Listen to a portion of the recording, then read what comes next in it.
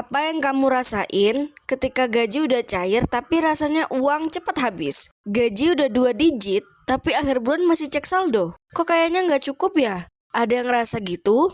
Ternyata kondisi seperti ini tidak hanya terjadi di Indonesia saja, bahkan di negara-negara lainnya. Selain faktor biaya hidup yang cukup besar, ternyata ada faktor-faktor lain yang mempengaruhi. Lalu, apa rahasia di balik kata, kok kayaknya nggak cukup ya? Sini kita bahas.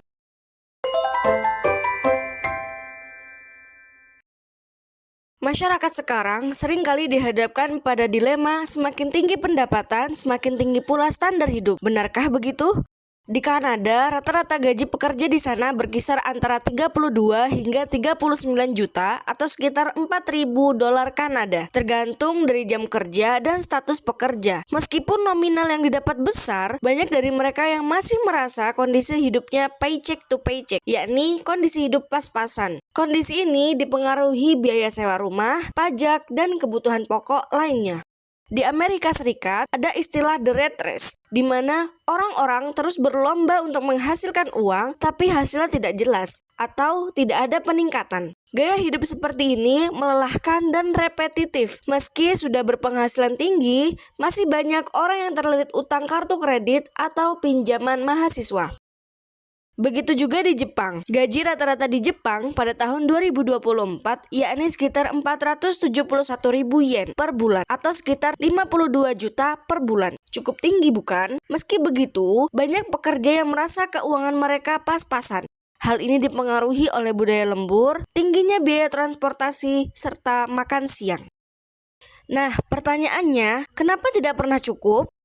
Karena selain tingginya biaya hidup seperti biaya sewa rumah, biaya transportasi, serta biaya kebutuhan pokok, ada faktor lain yang mempengaruhi yakni lifestyle inflation. Kondisi di mana naiknya nominal pendapatan diikuti oleh meningkatnya gaya hidup. Frekuensi belanja meningkat, makan di tempat mahal jadi kebiasaan, hingga lebih mementingkan keinginan daripada kebutuhan. Gaya hidup seperti ini dapat mengganggu tujuan keuangan jangka panjang, misalnya menabung untuk masa pensiun.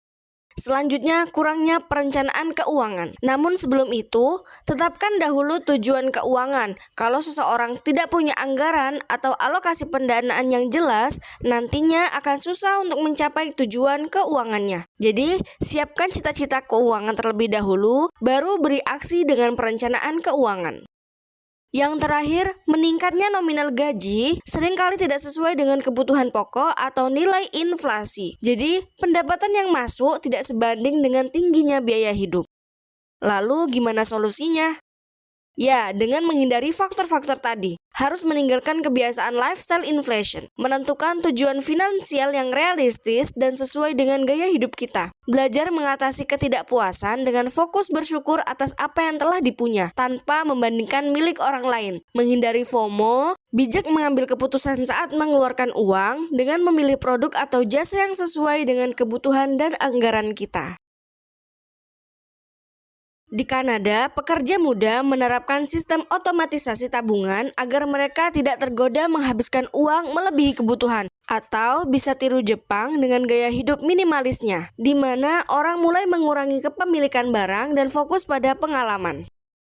Arti kata cukup ini sangat relatif, sangat berbeda antar individu. Konsep cukup ini sangat subjektif dan dipengaruhi oleh berbagai faktor. Bisa karena faktor lokasi atau tempat tinggal, semisal seseorang yang tinggal di daerah pedesaan mungkin merasa cukup dengan beberapa pasang pakaian saja. Sedangkan orang yang bekerja di kota besar mungkin membutuhkan banyak pakaian untuk berbagai acara. Atau dari segi kuantitas misalnya, seseorang yang hidup sendiri mungkin merasa cukup dengan apartemen, sedangkan keluarga dengan anak-anak mungkin membutuhkan rumah yang lebih besar. Setiap individu memiliki definisi cukup yang berbeda-beda. Secara harfiah universal, tidak ada standar tentang cukup. Memahami relativitas kebutuhan juga dapat membantu kita dalam menyusun perencanaan keuangan untuk menuju kehidupan yang lebih bahagia dan sejahtera, menghargai yang kita miliki, dan tidak terjebak dalam perbandingan tidak sehat.